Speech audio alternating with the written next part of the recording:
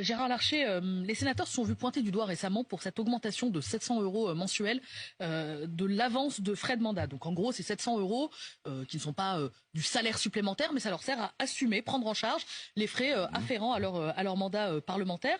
Les députés, eux, se sont ajoutés 300 € supplémentaires.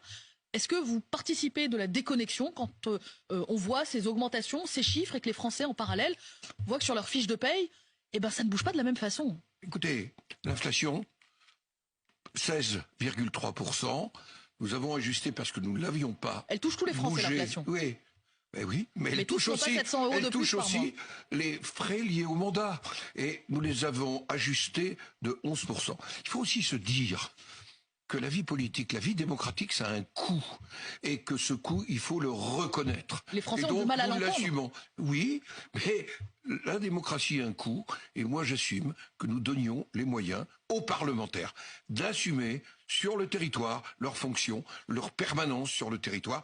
C'est tout simplement un coût de la démocratie pour une démocratie qui fonctionne. Est-ce qu'il faut le faire aussi pour les autres Français, Gérard Larcher, indexer leur revenu sur l'inflation? Mais il ne s'agit pas du revenu des parlementaires. Ils n'auront pas un euro de plus. Ce sont leurs frais. Comme dans une entreprise, on prend en compte l'augmentation des frais de déplacement, des frais tout simplement du quotidien ou de location d'une permanence. Voilà.